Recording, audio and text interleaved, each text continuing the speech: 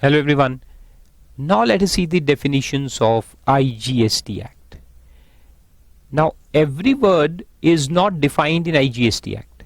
All those words which are already defined in the CGST Act have their same meaning, mostly have the same meaning in IGST Act. So IGST Act doesn't have to define all those words again. No duplication. Okay. So all those words which are not defined in IGST Act but have been defined in CGST Act have their same meaning in IGST Act also. So what IGST Act does is it defines only those words which are peculiar to IGST Act and which are not covered by CGST Act. Okay, so let's see those meanings, starting with the first one, and that is continuous journey. Now this definition, continuous journey, will be used later on in the chapter of place of supply, and mostly for airline industry. For the airline industry, even for road, even for railways, when a passenger travels from one place to another, or when the passenger travels by aircraft from one place to another. So what will be the place of supply of that service? This we'll have to decide, and for that this definition will have its role. Okay, so let's see, what do you mean by continuous journey? It's a very simple thing. Means a journey for which a single or more than one ticket, either it can be a single ticket or more than one ticket, or invoice. Normally ticket itself is considered as invoice. Okay, like in railways the ticket that you get, or in airlines the ticket that you get itself is considered as an invoice. But if you book through an agent, then he might probably give a separate invoice. So therefore they have used both the words, ticket or invoice. So it can be single or it can be more than one, but issued at the same time. So if it is more than one ticket, then it has to be issued at the same time to be called as continuous. More than one ticket, this is for different legs of the journey. So if more than one ticket is issued, it should be for the same time. Okay, issued at the same time, either by a single supplier, it can be single supplier of service, or through an agent acting on behalf of more than one supplier. So it can be by the supplier directly, like you book railway ticket, you book online on IRCTC, or you book the ticket of an airline on the website of the airline. So that is directly by the supplier. Or you can book through an agent like Make My Trip, Clear Trip. All those are agents. Those are online agents. Then you have so many offline agents also. Offline, I mean to say the shops of agents. You go there and you book tickets. So agent can also give you a ticket acting on behalf of more than one supplier. Behalf of more than one supplier. So if it's a single supplier, then obviously he'll give you one ticket. But if you book through an agent, and different legs can be booked on different airlines, like for example I'm going from Nagpur to New York, my Nagpur to Mumbai ticket will be one, then Mumbai to New York will be another airlines. So there will be two different airlines, right? So agent will have to issue two separate tickets of more than one supplier. Maybe one is on Jet and the other one is on British Airways, and which involves, now the important point, when will it be called as continuous? Now the important point, which involves no stopover. There should not be any stopover between any of the legs of the journey. But simple stopover is not sufficient. Stopover has to be with this condition. So you read the whole sentence. No stopover between any of the legs of the journey for which one or more separate tickets or invoices are issued. Means if there is a break, in the leg, but there is only one invoice, then that will not be considered as stopover. So every break is not stopover.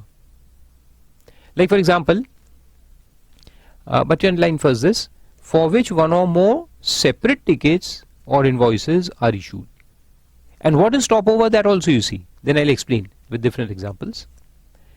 For the purpose of this clause, the term stopover means a place where the passenger can disembark. Disembark, he comes out of the carrier, out of the plane, out of the railway, the train, I mean to say, either to transfer to another conveyance, or break his journey for a certain period in order to resume it later point of time. In order to resume at a later point of time. So if he does these two things, he disembarks to change the plane or to change the train or the bus, as the case may be, or the second point is he takes a break. So break means you stop for some time. You stop for some time. Like I am traveling to New York, but in between I am traveling first to Dubai. So I'll go from Nagpur to Mumbai, then Mumbai to Dubai. Dubai, I'll take a break of 3 days. I'll visit all the places in Dubai. Then I'll catch another plane and go to New York. So then these two journeys, Mumbai to Dubai and Dubai to New York, will become two separate journeys. It will not be called as a continuous journey. Okay? It will not be a continuous journey. It will be two separate journeys because you are taking a break. So if there is a break, then that will be called as stopover. So 2 points, either disembark to change the plane means transfer, either it is transfer or break. There are 2 points. But for which a separate ticket or invoice is issued. For which a separate ticket or invoice is issued. That should be the criteria. So now let me tell you. Let's take a few examples.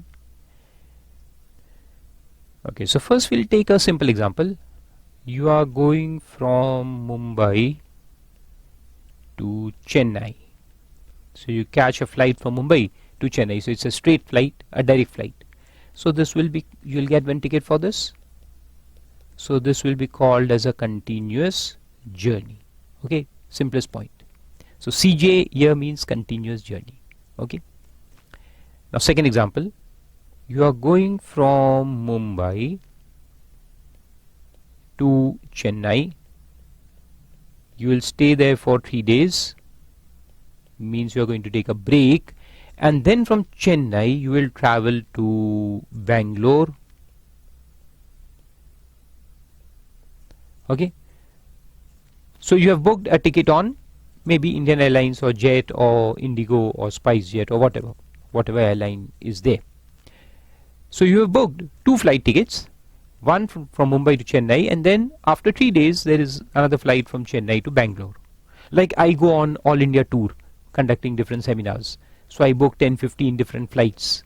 So I'll travel one day to this city, then take a seminar, then next day travel to another city, then take a seminar, then third day go to another city and take a seminar, and so on and so forth. So there is a break. There's a break. You can visit that place and then again come back next day and travel, or maybe 3 days or maybe 4 days. So there's a break. So in this case, these two will be called as separate journeys. Okay, there'll be 2 journeys. This is one journey. So what I mean is that these two will be separate journeys and not continuous journey. Okay, because there is a break in between. Third example, you are traveling from Delhi to Chennai. Now there is a flight. There is a flight which will take you from Delhi to Chennai, but the problem is that it's not a direct flight. So that flight will fly from Delhi and land in Nagpur. It will leave some passengers, some new passengers will come in, but you will stay there on your seat. So you are not going to disembark, because the same flight will travel from Nagpur to Pune. And then you will again stay on the same flight. You will not move from anywhere. Some passengers will get out, those who are traveling just from Nagpur to Pune. So this is called as one leg. Legs, these are called as legs. One leg, second leg, third leg. Then it will fly from Pune and go to Chennai. So there will be 3 legs in this journey, and the plane is the same. So you are not going to get out because you are traveling from Delhi to Chennai. So if somebody is traveling from maybe Delhi to Nagpur, that is also a continuous journey. If somebody is flying from Delhi to Pune, that is also a continuous journey. And if somebody is flying from Delhi to Chennai, that is also a continuous journey, because you are not going to come out. There is no break. As there is no break in journey, it is a continuous journey. And similarly, if somebody is traveling from Nagpur to Chennai, that is also a continuous journey. Okay, this is also a continuous journey. Then another case, let's take some foreign. Let's go to foreign. You are traveling from Mumbai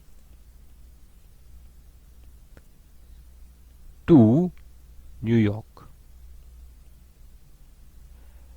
say on Qatar Airways. So you book a ticket from Mumbai to New York. Your intention is to travel to New York. But what Qatar Airways does, or any airways for that example, because it's a very long flight, they will take a break in between for maybe refueling or maybe change of the flight, because what happens, like in case of Qatar Airways, they have got a hub in Doha. There's a big hub.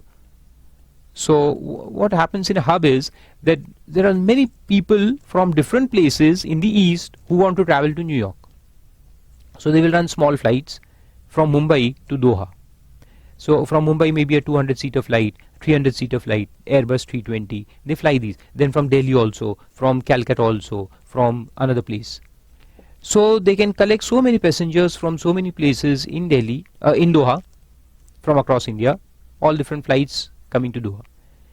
Then suppose 50 passengers from Mumbai want to travel to New York, 28 passengers from Delhi, 56 passengers from Bangalore, some passengers from Kolkata and Chennai, and so on and so forth. So in the midnight, all of them will travel to Doha, maybe reach at a particular time, say 3 o'clock in the morning. And then there is a flight at 6 o'clock in the morning from Doha to New York. So they will collect all these passengers at this hub and then take a bigger flight to New York. So you will come from Mumbai to Doha, you will get out, do shopping on the airport for some time, but you cannot get out of the airport because you don't have visa of Doha. So you can entertain yourself and then catch another flight which will take you to New York.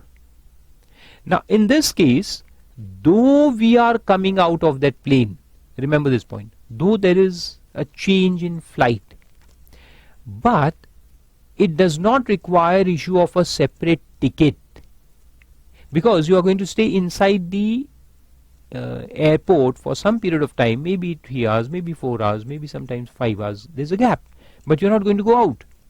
You're going to stay there. So it doesn't involve 2 separate tickets. It involves 1 ticket only. 1 PNR, 1 ticket. That's it. So in that scenario, these 2 flights, one flight which will come to Doha and another flight which will take you to New York, this is also called as continuous journey, because no separate ticket. No separate ticket is issued. So therefore it will be called as a continuous journey. Now sometimes what happens is that these flight operators also have contracts with each other. Like Jet Airways may fly you from Mumbai to Doha, and then they have a code share. It is called as a code share agreement. So Jet Airways will operate this flight, and then this flight will be operated by Qatar Airways or British Airways or some other person, some other airlines. So then 2 airlines issue 1 ticket together because they have a code share agreement. So they issue a single ticket, but the actual flight is going to be operated by different airlines. So that also happens sometimes, but still it will be called as a single continuous journey. Okay, if they issue these, both the legs are issued on the same ticket. If these 2 are on the same ticket, it will be still called as a continuous journey. But if you go and book them separately, you book 2 tickets on the websites of 2 airlines. First you book Jet Airways ticket from Mumbai to Doha, then you go on British Airlines website and book a ticket from Doha to New York, so 2 tickets, then it will become separate journeys. Then it will become separate journeys. Understood? Very good. So if no separate ticket, then it's a continuous journey. So it all depends upon how these airlines operate. Is Jet Airways itself giving us 1 ticket from Mumbai to New York? Even if the other flight is operated by British Airways, because they have a code share agreement with them, so they will issue us 1 ticket, then it's a continuous journey. Okay. Then take another example. You are going from Mumbai to Doha to New York,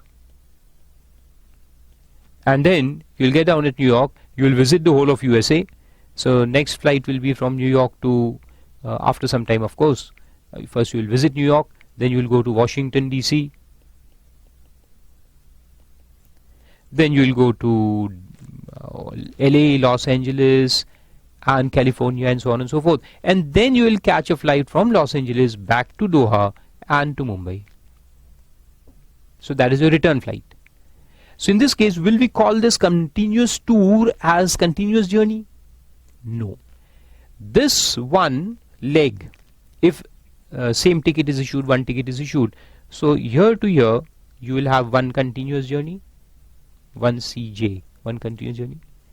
Then this is 1 continuous journey, New York to Washington, because Washington you are again going to take a break. You are going to visit Washington Memorial and so many other places, White House, you have got an invitation at the White House by the President and so on and so forth. So you will visit, then you will go to LA, you will again visit there, lot of places to visit in LA.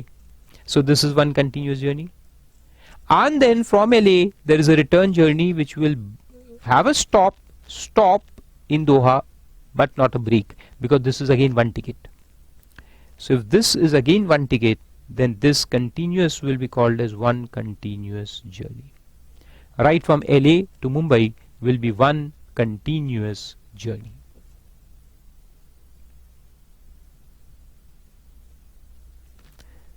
Simple examples. Then there can be another very simple example. You are traveling for just return flight. You are traveling from Mumbai to Kolkata. You have some work there. After a few days you will return back to Mumbai. This is what we normally do. I travel to Delhi, come back. I travel to Kolkata, come back. I travel to Mumbai, come back. Take seminars. So many times I go to all these places for conducting seminars and all, and Hyderabad and Bangalore and all other places. So can this whole return journey be called as 1 continuous journey? Answer is no, because there is going to be a break here. So if there is a break, then these are not continuous journeys, these are separate journeys. So this is 1 journey and this is 2nd journey. So they are both separate journeys and not continuous. Okay. So understood the concept of continuous journey? Very simple concept. Very good. Now keep it in mind till the time we reach the chapter of place of supply. Okay, the next thing is custom frontiers. No need to study this. Then export of goods. Export means to take outside India. Now export, import, these 2 concepts are covered by IGST and not by CGST. So you will find those definitions here. So export means taking goods out of India to a place outside India. Means taking goods from a place in India outside India to a place outside India. Means there should be a destination of goods outside India. So just taking outside India is not export. Taking to a place outside India. So taking and to a place, there should be 2 things.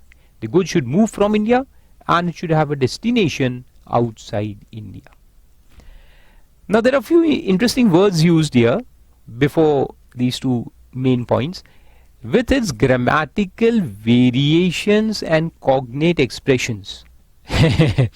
What is the meaning of this?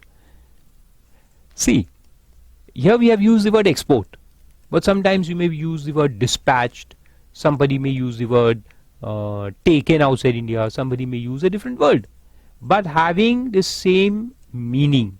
So they are called as cognate expressions. Different expressions to refer to the same thing. So even if you use different words and not export, they will also come within the definition of export.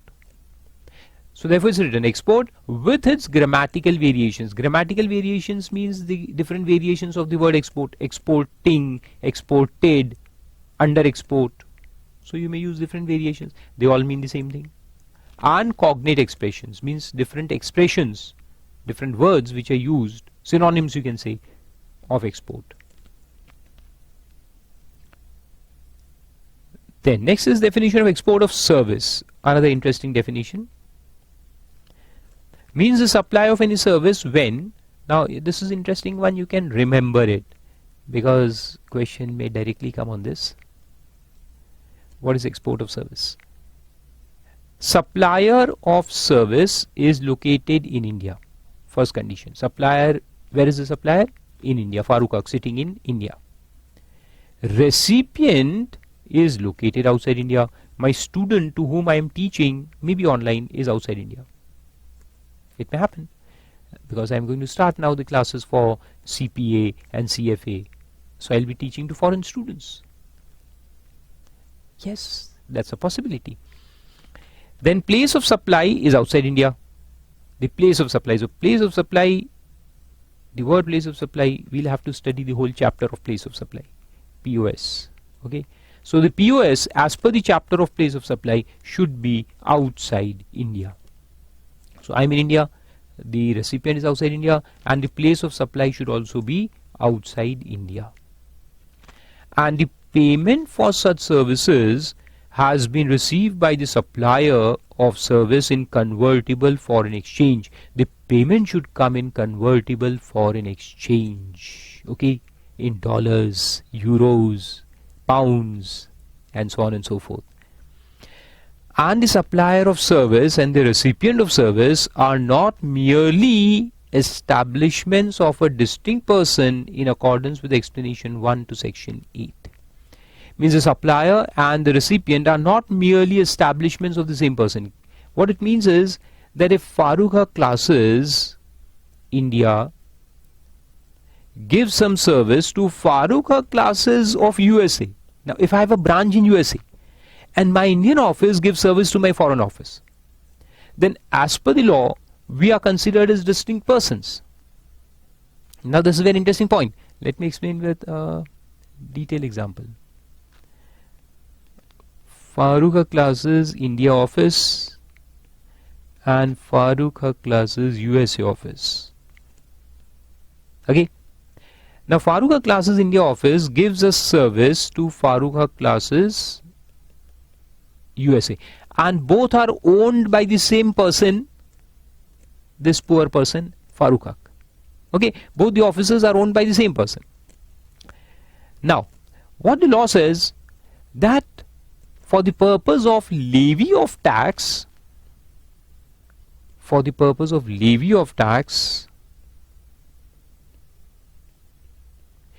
these two are called as distinct persons. Means it will be called as service given by one person to another. It will be called as service by one person to another. So for levy of tax, the two offices, one in India and one outside India, of the same person will be called as distinct persons. But for export, and by export I mean exemption, because export service is exempt. So for export purpose, they are not to be considered as distinct persons. For export purposes, they are not considered as distinct. Means they will be considered as one to oneself. Service is given by you to yourself. So if you give service to yourself, can it be called as export? No. So are you entitled for export exemption? No. So very interesting point. For two different things, you have different meanings. Okay. So if one person has one office in India and the other office outside India, for levy of tax they are considered as distinct.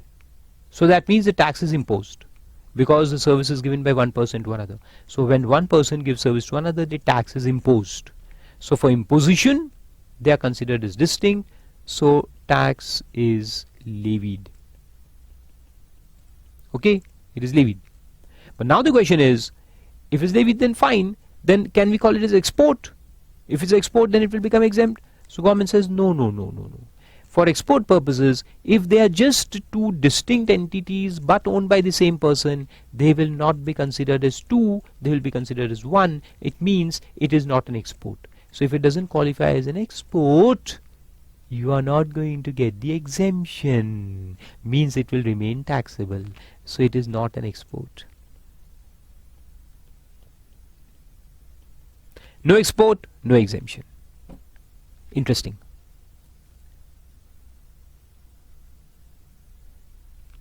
It is, if I compare it to a few friends that we have, right?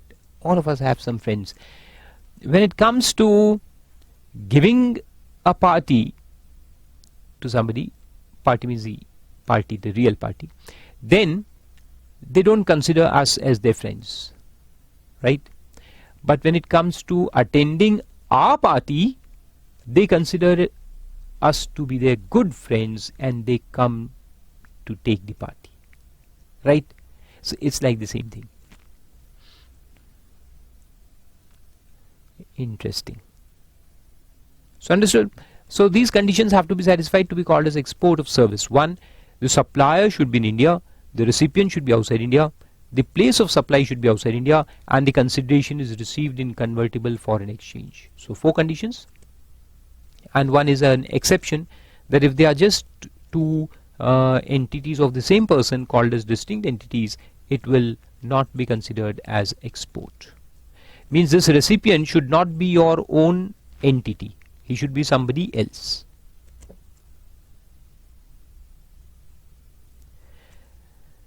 Then fixed establishment. Now this definition we saw in CGST also, so it is on the same lines, that other than registered premises characterized by sufficient degree of permanence and suitable structure in terms of human and technical resources to supply services or to receive and use services for its own needs.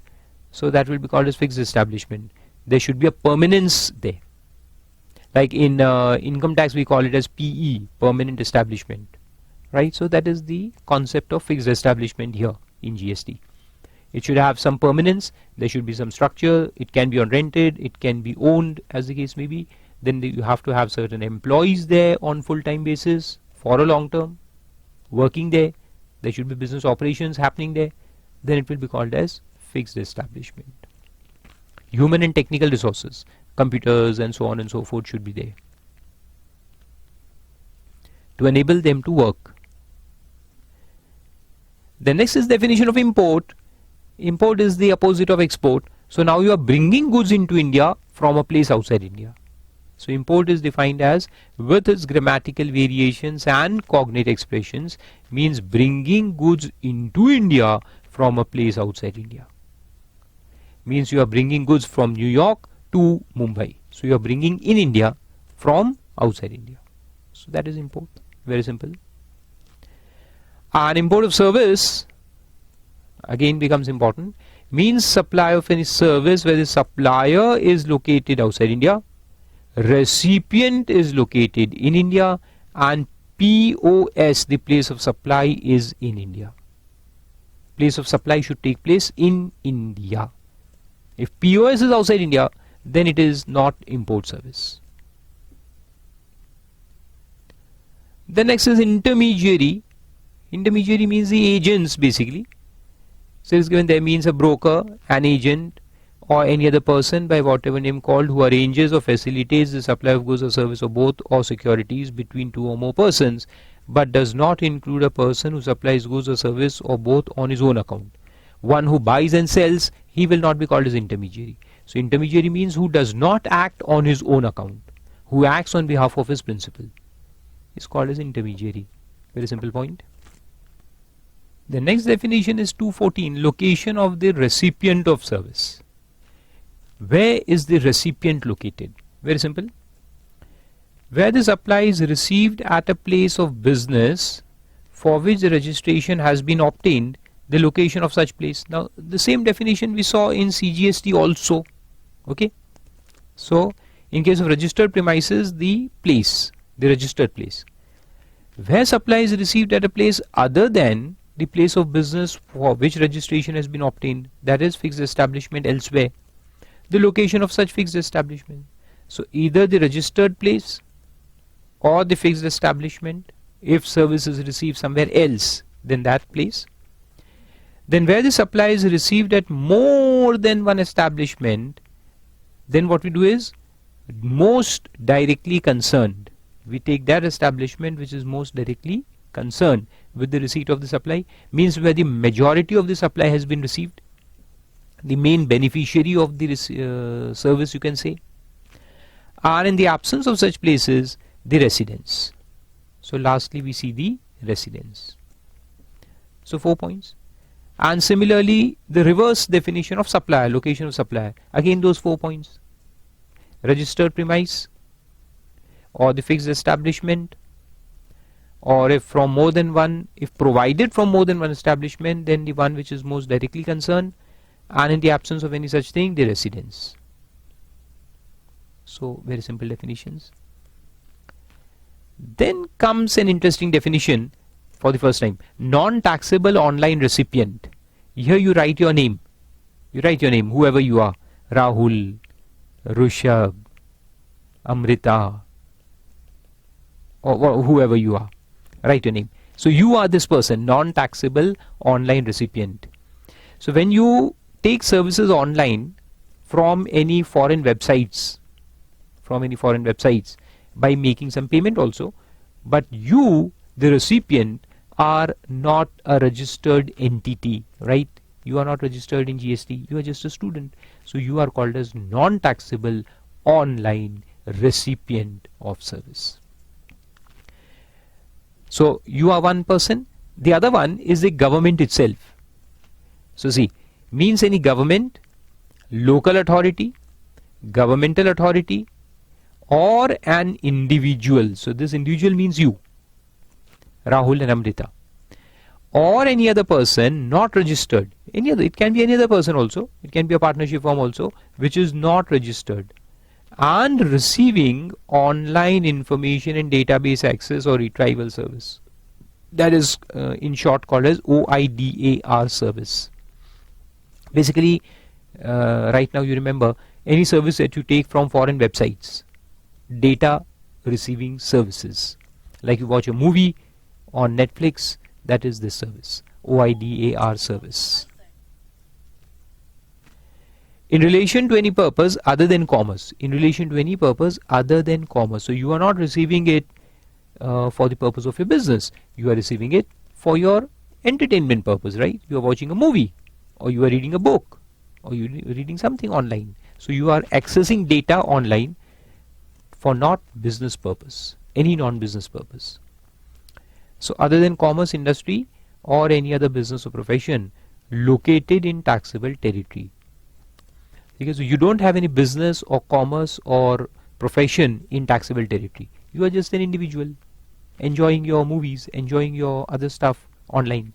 So you are called as non-taxable online recipient. Okay.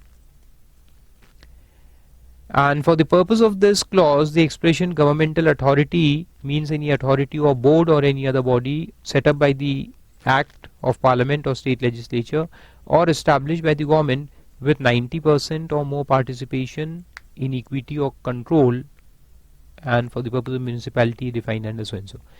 Same thing, same definition we have seen in CGST also.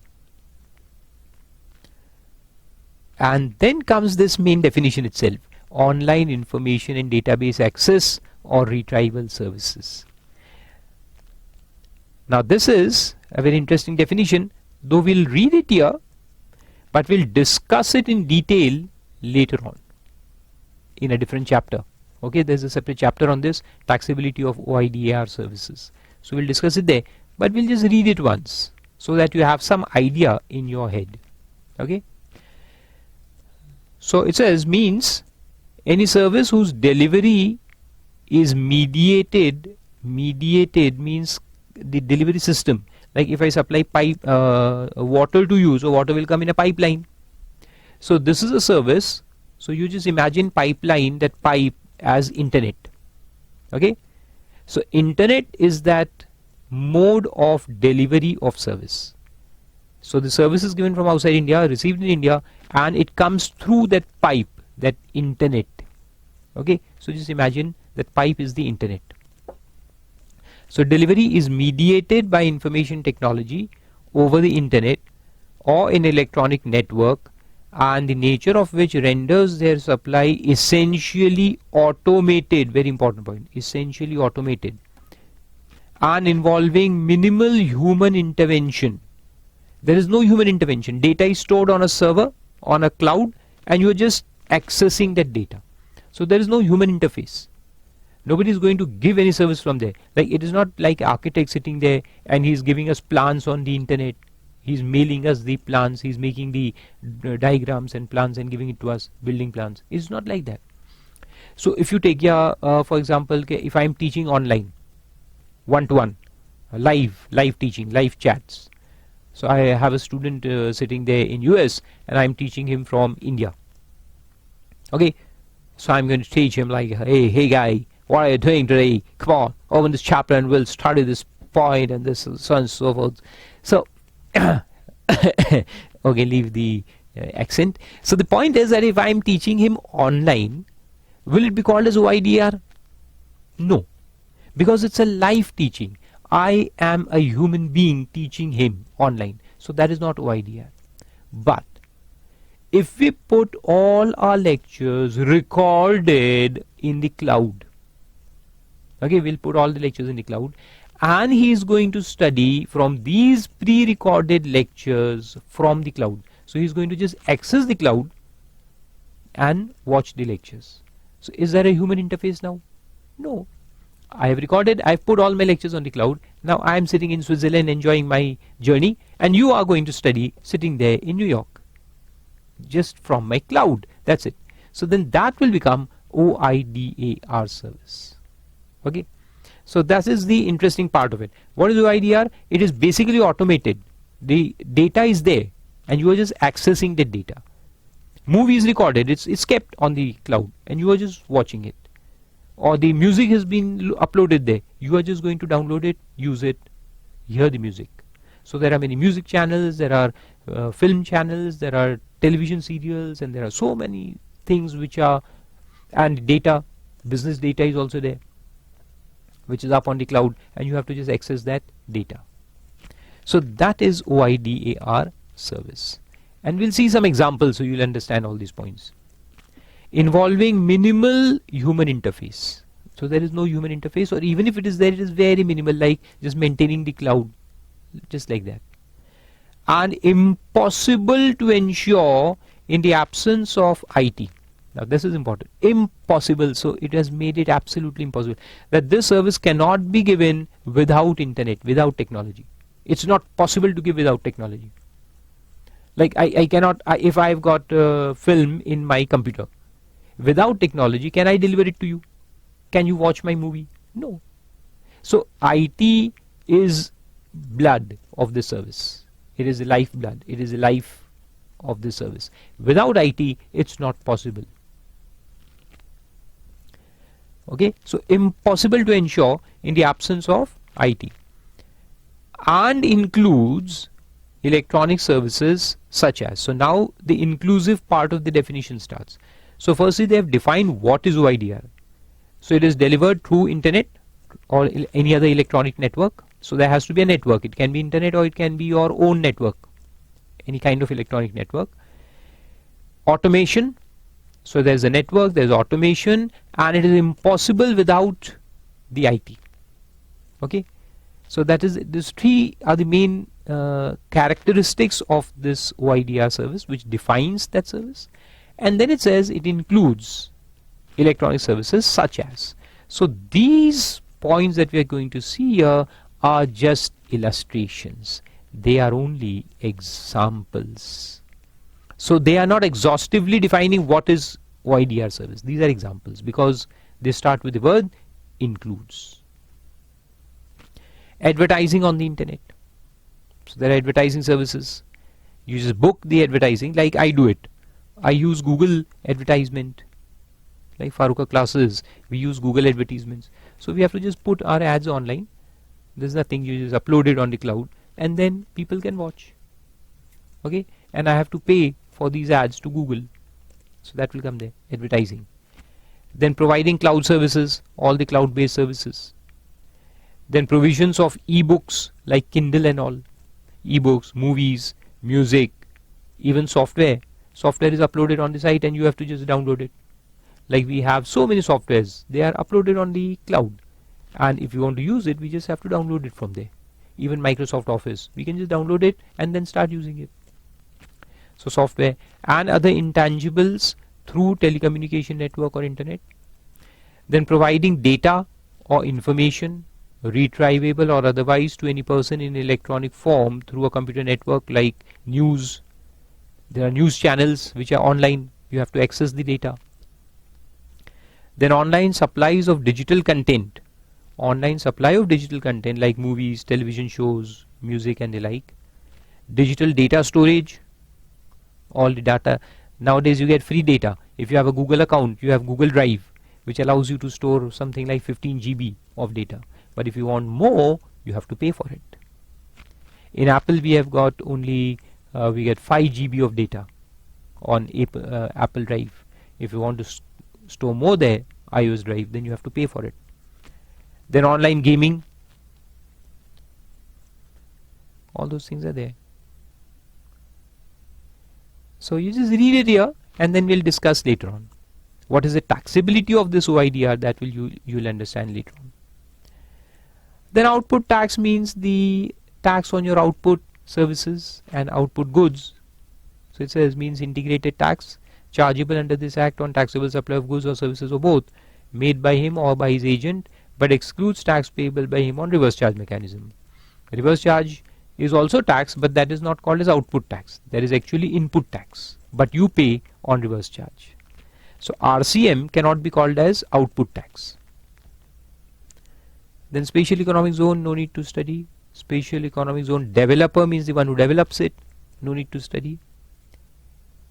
Supply has the same meaning as under section 7 of CGST Act, very good, that we are going to see. Taxable territory means again India, that we already saw. Zero rated supply have the same meaning as given in section 16, so this is one thing we have to study later on. And lastly it says that words and expressions used and not defined in this act but defined in CGST Act or UTGST Act or the Compensation Cess Act shall have the same meaning as assigned to them in those acts. So that's the last point. So guys, those were the definitions. We'll use these words in different places, and when we will use these words, it is expected that you remember their definitions. Hence, go through it at least 2-3 times and just try to remember the outline of these definitions. Okay, very good.